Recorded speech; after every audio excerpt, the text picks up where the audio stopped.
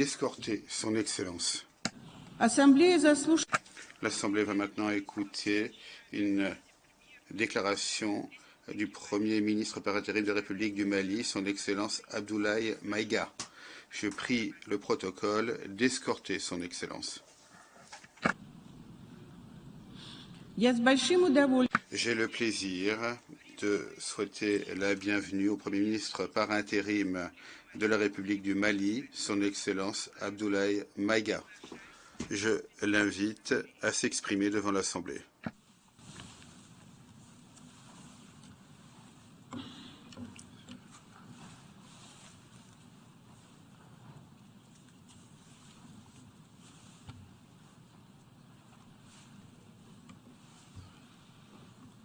Monsieur le Président de l'Assemblée générale, Mesdames et Messieurs les chefs d'État et de gouvernement, Monsieur le Secrétaire général de l'Organisation des Nations unies, Mesdames et Messieurs, de prime abord, je voudrais m'acquitter de l'agréable devoir de vous adresser les chaleureuses salutations du peuple malien, riche de sa diversité culturelle, religieuse et ethnique, ainsi que celle de son Excellence, le colonel Assimi Goïta, président de la transition, chef de l'État. Monsieur le Président, votre brillante élection à la présidence de cette 77e session de l'Assemblée générale et la fin des travaux de la 76e session de l'Assemblée générale, brillamment conduit par votre prédécesseur, son Excellence M. Abdullah Shahid, de la République des Maldives, m'offre l'heureuse occasion d'adresser à vos Excellences les chaleureuses félicitations de tout le Mali. Enfin, permettez-moi de réitérer à notre secrétaire général, M. Antonio Guterres, notre haute appréciation des efforts louables qu'il continue de déployer pour la réalisation des nobles objectifs de notre organisation commune. Nous sommes convaincus que vous êtes un ami du Mali et du Sahel. L'amitié reposant sur la sincérité, souffrez que je vous exprime mon profond désaccord suite à votre récente sortie médiatique, au cours de laquelle vous prenez position et vous vous exprimez sur l'affaire des 46 mercenaires ivoiriens, qui est une affaire bilatérale et judiciaire entre deux pays frères. C'est évident que la qualification judiciaire des infractions liées à cette affaire ne relève pas des attributions du secrétaire général des Nations unies. Au Mali, notre administration ne travaille pas sur la base de l'oralité ni des déclarations par voie de presse. Par conséquent, nous nous en tenons scrupuleusement à la note verbale de la MINUSMA, la mission des Nations unies pour la stabilisation au Mali, référence MINUSMA bar PROT bar NV bar 226 bar 2022 du 22 juillet 2022, dans laquelle il ressort clairement qu'il n'existe pas de lien entre les 46 mercenaires et les Nations unies. Les récentes synchronisations des actions et l'harmonisation des éléments de langage consistant à faire passer le Mali, mon pays, de statut de victime à celui de coupable dans cette affaire des mercenaires sont évidemment sans effet. Excellence, Monsieur le Secrétaire général, votre position sur l'affaire des mercenaires a été suivie par certains responsables d'Afrique de l'Ouest. Donc, c'est sous votre couvert que nous leur adresserons des messages. À l'endroit du président en exercice de la CEDEAO, M. Oumaro Sissoko Ambalo, qui affirme, je cite, « On vient de voir avant-hier la déclaration du secrétaire général des Nations unies qui dit que ce ne sont pas des mercenaires. Moi, à la place des Maliens, j'aurais relâché ces 49 soldats. » Fin de citation. Je voudrais très respectueusement signifier à ce dernier qu'il existe un principe de subsidiarité, d'ailleurs au contour flou entre la CEDEAO et les Nations unies, et non un principe de mimétisme. Également, il est important de lui préciser que le secrétaire général des Nations unies n'est pas un chef d'État et le président en exercice de la CEDEAO n'est pas un fonctionnaire. Par conséquent, il serait indiqué qu'il ne banalise pas la CEDEAO. Enfin, il est utile de rappeler au président en exercice de la CEDEAO qu'au Mali, les autorités n'interfèrent pas dans les dossiers judiciaires et respectent l'indépendance de la justice. Donc nous n'avons pas vocation à interpeller ou relâcher. Ceci relève de la fonction judiciaire. Aussi, M. Oumaro Sissoko Embalo doit être conscient du fait qu'il est le dépositaire d'un lourd héritage et de plusieurs sacrifices qui ont fait la renommée de cette organisation. La dynamique ayant fait la grandeur de la CEDEAO ne doit pas être brisée. Par ailleurs, nous avons pris acte de la menace de sanctions proférées contre le Mali et loin d'être impressionnés par des sanctions, je voudrais signaler au président en exercice de la CEDEAO qu'à la fin de son mandat, les peuples ouest-africains le jugeront sur les efforts qu'il a fournis pour améliorer les conditions de vie des populations et non des shows médiatiques servant des agendas étrangers. À l'endroit de M. Bazoum, il remarquera que le gouvernement de la transition n'a pour le moment jamais réagi à ces propos injurieux pour deux raisons cumulatives. La première raison tient au respect de l'héritage laissé par nos ancêtres, qui consiste à ne pas répondre aux injures par des injures. La seconde relève de l'identité de M. Bazoum, l'étranger qui se réclame du Niger. Nous savons que le peuple nigérien, frère du Mali, se distingue par des valeurs sociétales, culturelles et religieuses très riches. M. Bazoum n'est pas un Nigérien, son comportement nous le reconforte totalement dans notre constat. Excellence, Monsieur le Secrétaire général, le Mali tirera toutes les conséquences de droit de vos agissements. Devant Dieu et en leur âme et conscience, nous demandons à ceux qui refutent notre version d'indiquer s'ils accepteront que les militaires ayant dissimulé leurs identités en mettant sur leur passeport qu'ils sont peintres, maçons, etc., avec des armes débarquent dans leur aéroport sans que le pays de destination n'ait été au préalable informé et dans le dessein funeste de déstabiliser ce pays. S'ils ne l'acceptent pas en tant qu'État, si cela n'est pas possible à Lisbonne ou ailleurs, le Mali non plus ne l'acceptera pas en tant qu'État et ce ne sera pas non plus possible à Bamako ou dans une autre localité malienne. Monsieur le Président, une nouvelle ère des solutions porteuses de changement pour relever des défis interdépendants. Thème de cette 77e session de l'Assemblée générale, suscitera l'espoir de meilleurs jours pour le Mali, à la condition que le bilan sans complaisance de l'ancienne ère soit établi, que les enseignements soient tirés et que les recommandations objectives soient formulées.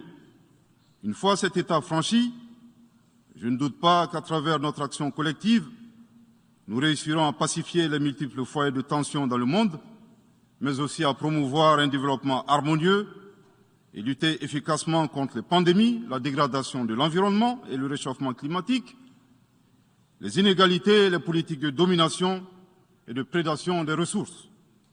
Depuis le mois d'août 2020, le Mali, mon pays, se trouve dans un processus de transition qui prendra fin le 26 mars 2024 par le transfert de pouvoir aux autorités élues. D'ici à cette échéance et conformément aux recommandations des Assises nationales de la refondation, les autorités de la transition se sont engagées dans 2 chronogrammes convenus avec la CEDEAO à faire des réformes politiques et institutionnelles avant d'organiser des élections dont l'objectif ultime est de refonder l'État malien, afin qu'il réponde aux aspirations profondes et légitimes de notre peuple à la paix, à la sécurité, à la bonne gouvernance, au développement et à la stabilité institutionnelle durable au Mali. Dans cette perspective, je suis heureux de souligner que certaines avancées majeures ont déjà été réalisées, notamment la promulgation de la loi électorale, qui comprend entre autres la création de l'autorité indépendante de gestion des élections, dont l'installation est à un stade avancé, ainsi que la mise en place d'une commission composée d'éminentes personnalités de toutes les composantes de la société malienne, chargée de la rédaction de la nouvelle Constitution. Monsieur le Président, sur un autre plan, peu de gens savent que le Mali est le seul pays au monde dans lequel se superposent et se déroulent simultanément 4 types d'insécurité: le terrorisme, les conflits communautaires manipulés par les terroristes et leurs sponsors étatiques étrangers, la criminalité transnationale organisée et les actions violentes d'individus isolés. Parallèlement à ce processus de retour à l'ordre constitutionnel, le Mali continue de mener une lutte sans merci contre les acteurs de l'insécurité, en particulier les groupes extrémistes qui sont responsables de toutes sortes d'abus contre nos paisibles populations.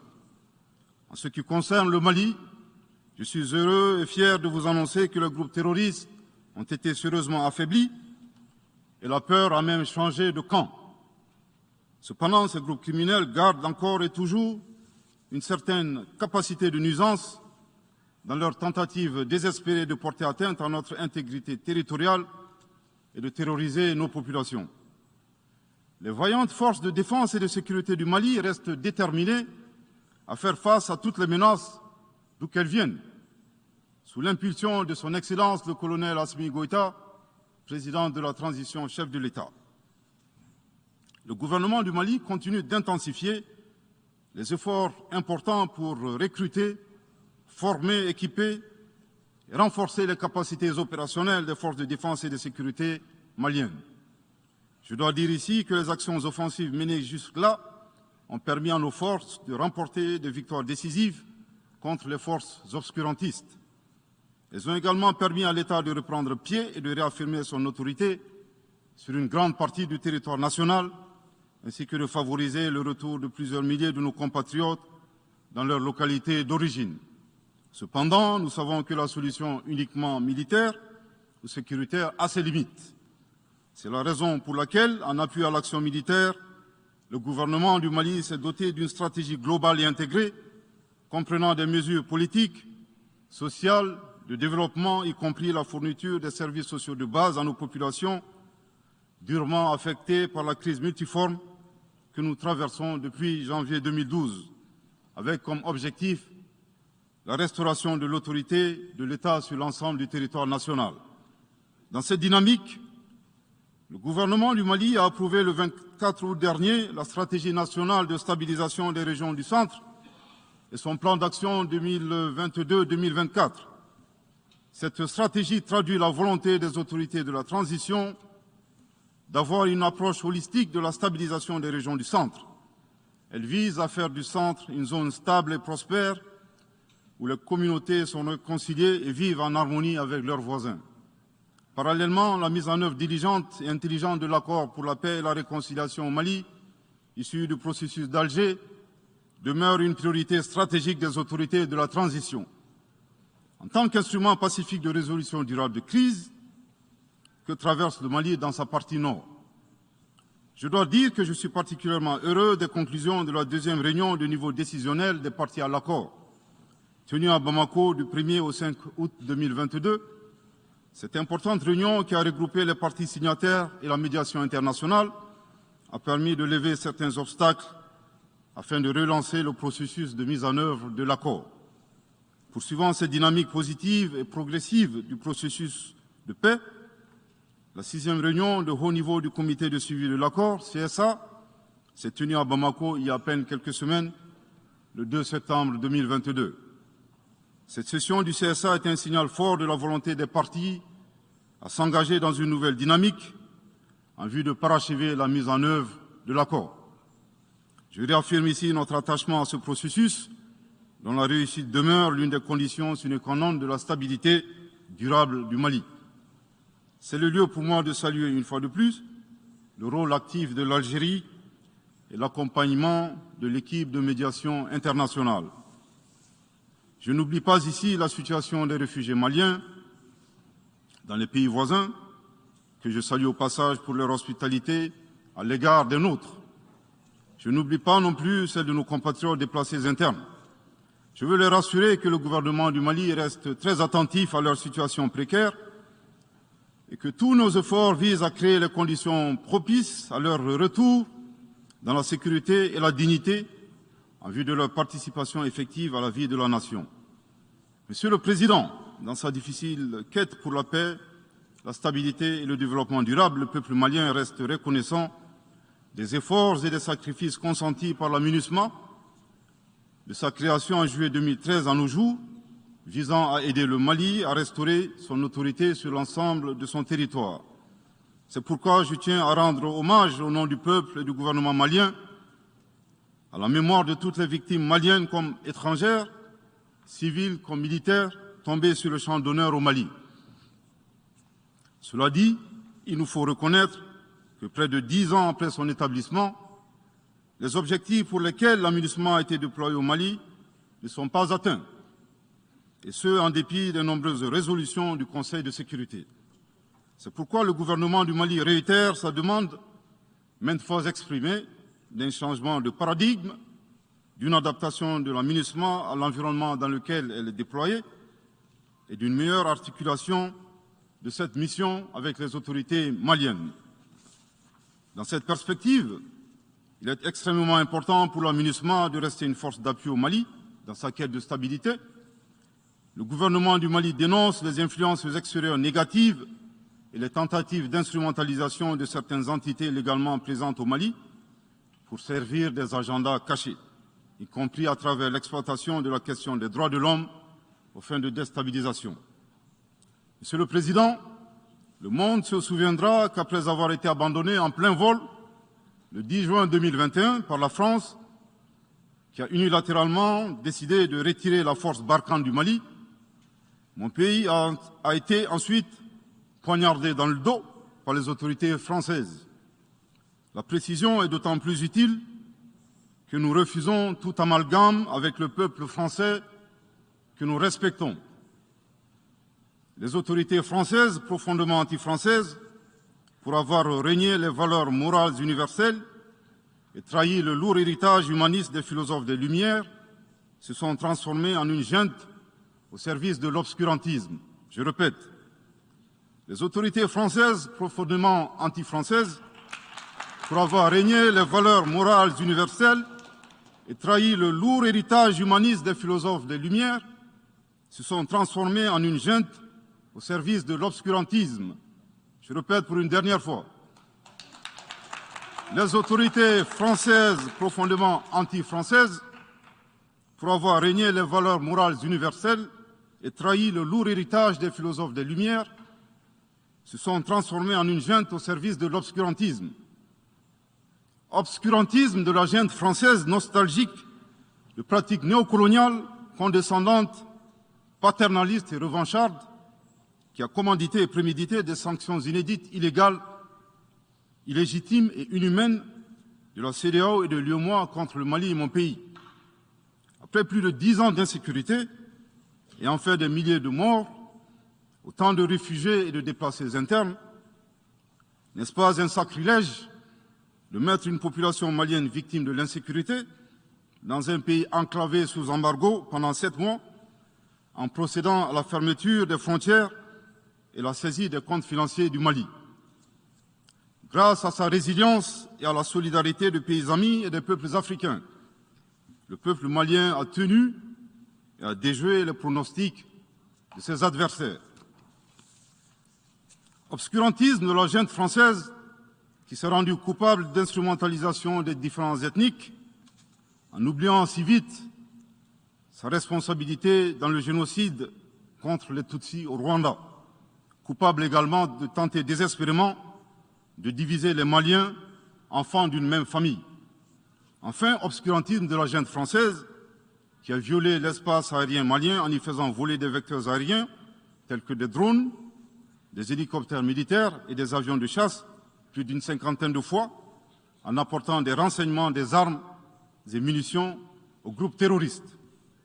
Afin de se donner une bonne conscience, la junte française accuse le Mali de n'avoir pas été reconnaissant en se gargarisant de la mort regrettable de 59 soldats français au Mali lors de diverses opérations de lutte contre le terrorisme.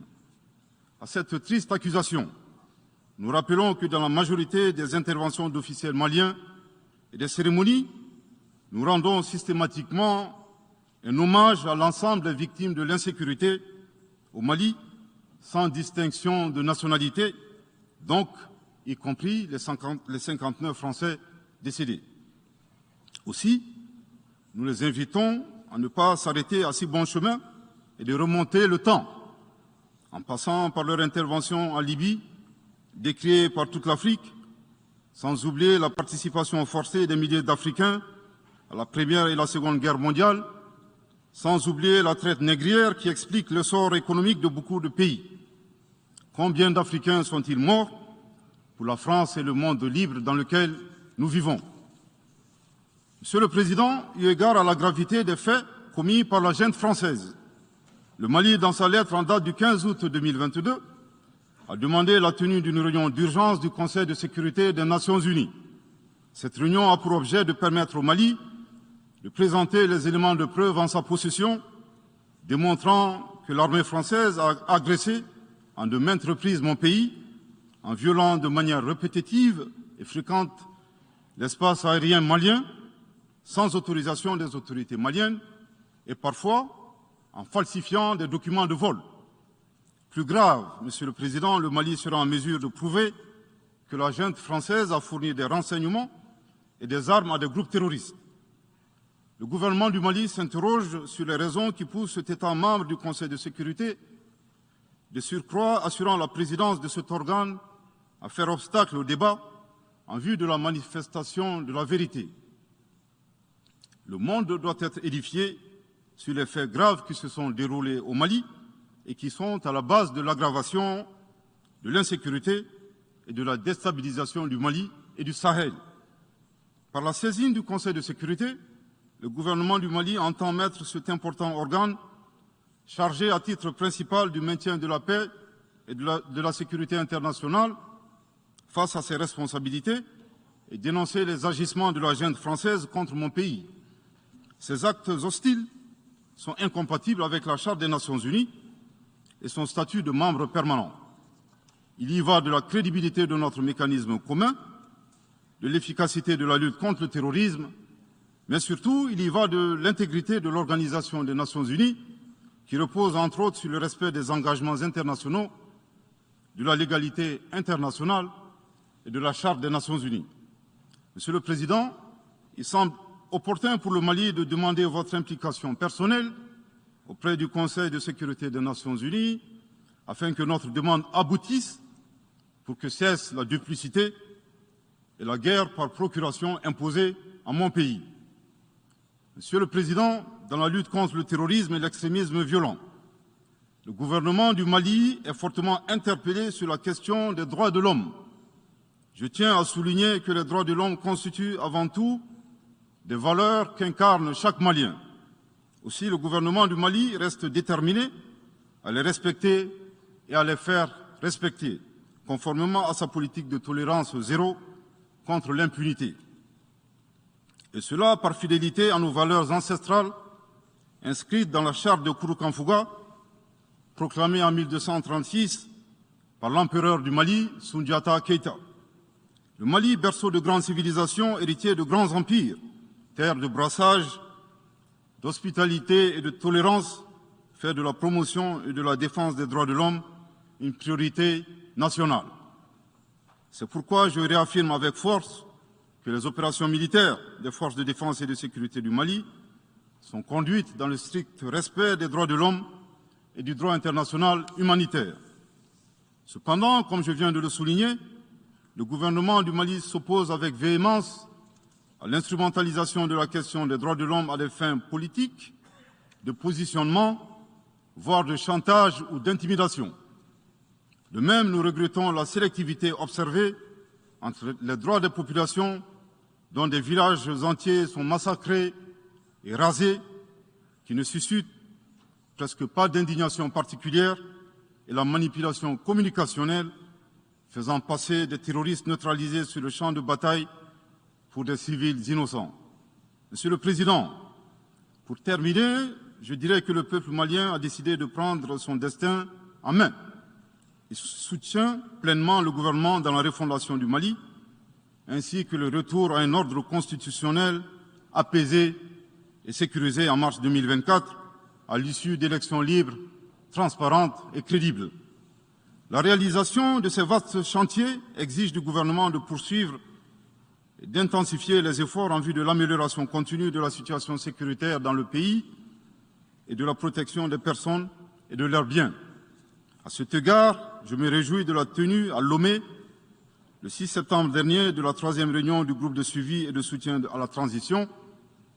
Les conclusions de cette importante rencontre, notamment la reconnaissance des progrès réalisés par la transition et les appels lancés en faveur de la mobilisation de tous les partenaires du Mali pour consolider leur appui politique, économique, technique et financier à la République du Mali, ainsi que pour soutenir les efforts des autorités de la transition du Mali en vue d'un retour harmonieux à l'ordre constitutionnel. Je voudrais rappeler que la transition au Mali résulte de plusieurs années de dysfonctionnement de notre jeune démocratie qui a engrangé quelques résultats positifs. Malheureusement, à l'heure du bilan, les passifs sont plus importants que les actifs, d'où la survenance de la transition. Je saisis cette opportunité qui m'est offerte pour remercier chaleureusement notre respecté aîné, son Excellence le Président Alassane Dramane Ouattara, pour les sages et éclairés conseils qu'il nous a prodigués dans son allocution mémorable à cette 77e session de l'Assemblée générale des Nations unies. Je voudrais le rassurer que les autorités de la transition malienne n'ont d'autres objectifs que de faire des réformes politiques et institutionnelles avant d'organiser des élections, tout en luttant obstinément contre le terrorisme. Ces réformes permettront d'améliorer la gouvernance et toutes les dispositions seront prises pour que la démocratie malienne soit la plus enviée au monde. Dans ce chantier, nous prêterons une attention particulière au 3e mandat, qui ne sera pas possible. Le troisième mandat pour un public moins averti consiste pour un président de la République d'effectuer une manœuvre en 4 temps, en vue de conserver le pouvoir pour lui seul et son clan. Premier temps, presque en fin de second mandat, donc en principe non rééligible, il s'agit pour le président de la République sortant de déclencher une révision constitutionnelle de manière non consensuelle. Deuxième temps, au cours de cette révision constitutionnelle, le président de la République sortant modifiera quelques dispositions constitutionnelles. Troisième temps, une fois la nouvelle constitution adoptée, sur fond de crise politique naturellement, le président sortant devient candidat en violation de la limitation du nombre de mandats à 2. Sa candidature est alors justifiée par l'adoption de la nouvelle Constitution et le prétexte est tout trouvé. La limitation du nombre de mandats à 2 concernait l'ancienne Constitution. Par conséquent, il est candidat au regard de la nouvelle Constitution adoptée. Quatrième temps, une farce électorale est organisée. Forcément, il remporte les élections et s'ensuit une chasse impitoyable aux opposants politiques, dont certains sont arrêtés, d'autres s'exilent et d'autres assassinés. Les allégeances sont obtenues grâce au pouvoir de l'argent, le clientélisme et les intimidations. Dans un langage plus simplifié et en référence à une métaphore footballistique, le 3e mandat est une magie. C'est l'art de se dribbler soi-même tout en gardant le ballon.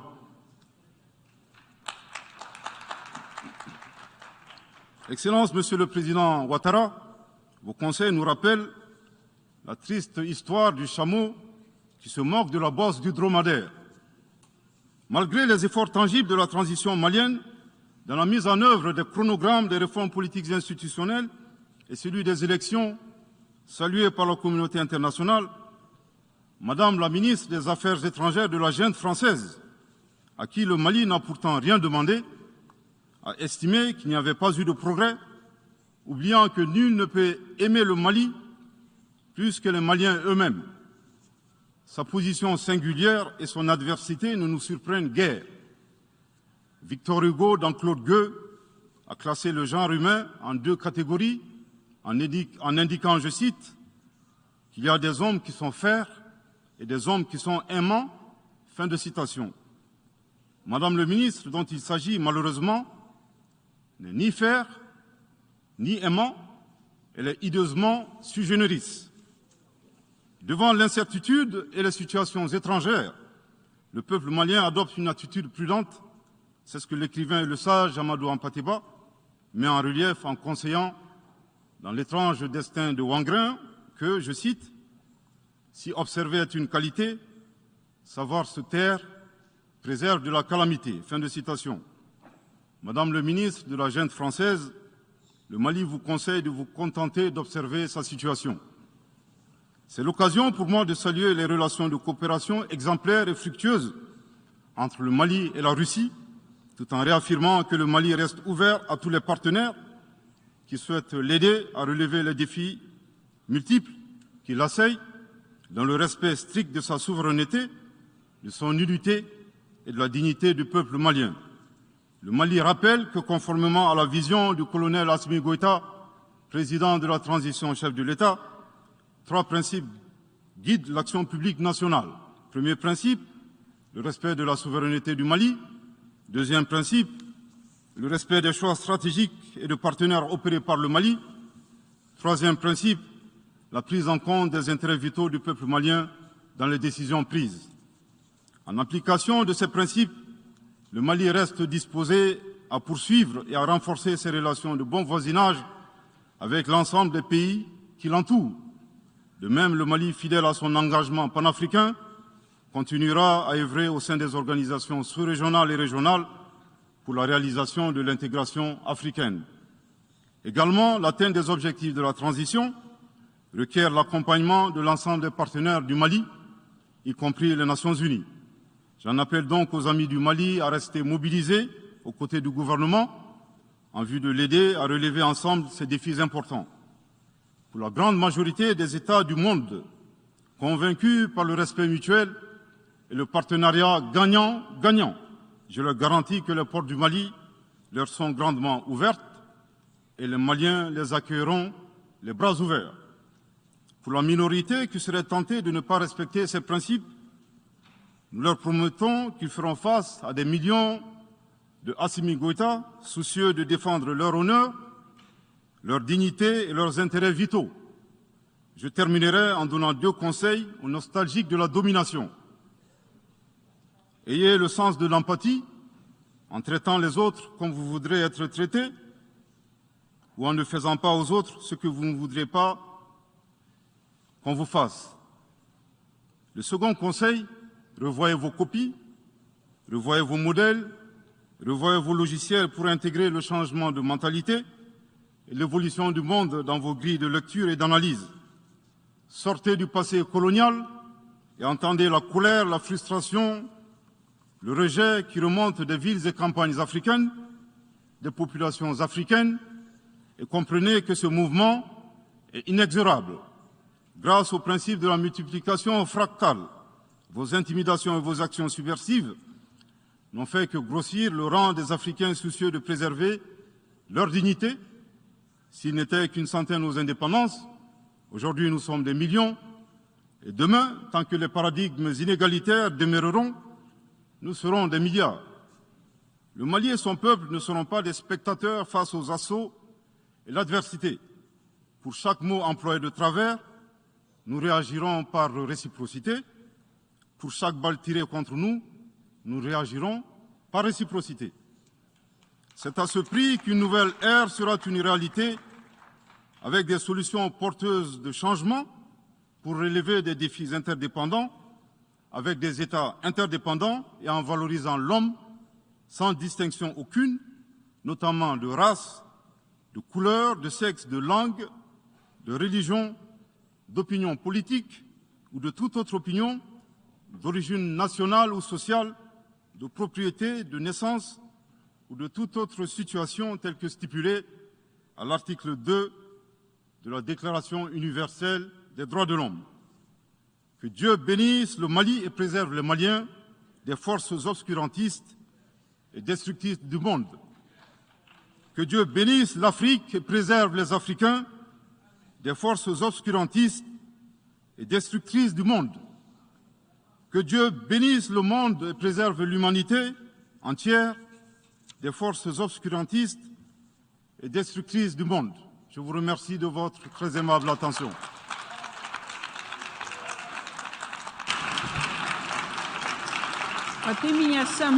Au nom de l'Assemblée générale, permettez-moi de remercier le Premier ministre par intérim de l'Excellence du Mali pour la déclaration qu'il vient de faire. Je prie le protocole d'escorter son Excellence. L'Assemblée va maintenant écouter la déclaration du Premier ministre et ministre de la Sécurité nationale, des Affaires juridiques et de l'Information de Saint-Vincent et les Grenadines, son Excellence Ralph Gonsalves. Je prie le protocole d'escorter son Excellence.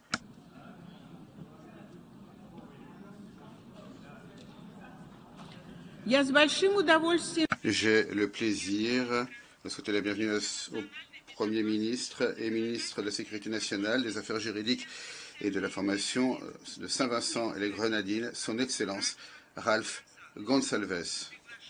Je l'invite à s'exprimer devant l'Assemblée générale. Mr. President, Madame la Présidente, Excellence, en ces premières années de la troisième décennie du XXIe siècle, malgré les progrès, un immense potentiel de nouvelles avancées des civilisations du monde, la condition humaine est secouée majoritairement par les bouleversements mondiaux, les convulsions, les dislocations et les plus graves incertitudes concernant l'avenir. Les particularités qui ont produit de manière intriquée ce malaise, ce tumulte qui nous assaille sont bien connues. Ici, nous pouvons dire ceux qui sont centraux et urgents. Un changement climatique produit par l'homme irresponsable et dangereux, un système économique et commercial dominant, inondé de contradictions antagonistes, qui a apporté des fardeaux inacceptables pour les pauvres et les faibles d'un côté, et d'un autre côté, profite abondamment aux riches et aux forts. Des conflits qui ne sont pas nécessaires et qui sont mal avisés, des guerres déclarées comme non déclarées qui pervertissent les normes et préceptes établis du droit international et contribuent aux difficultés économiques et aux immenses souffrances de par le monde. Des crises de santé publique évitables, y compris des pandémies, et les ripostes inégales et inadaptées, et les dangereuses vanités, les glorioles illusoires et l'hubris des hommes et des femmes au pouvoir, en particulier dans les centres mondiaux de l'impérialisme et dans les chancelleries de ceux qui sont ivres de la quête d'hégémonie. Monsieur le Président, partout dans le monde, les visages des hommes et des femmes ordinaires sont tendus et anxieux. Et d'ailleurs, l'on constate de plus en plus un sentiment de désespoir. À ce stade, historiquement, les civilisations sont soit sombrées dans le barbarisme d'une sorte ou d'une autre, ou bien elles ont accepté la nécessité d'espérer à nouveau, de faire leur un nouvel espoir, ainsi que l'amour de l'humanité et une foi concrétisée en actes. Le temps est venu de faire nôtre un nouvel espoir. Cette aspiration existentielle de l'esprit et de l'âme humaine va au-delà de la simple amélioration de nos circonstances actuelles. Cette situation exige des réformes structurelles et fondamentales et une nouvelle manière de penser. Sans un nouvel espoir, c'est la profanation de notre avenir qui nous attend. De nouvelles idées représentent le socle d'un nouvel espoir. Il y a plus de 130 ans, le patriote cubain José Martí disait la chose suivante. Les armes de l'esprit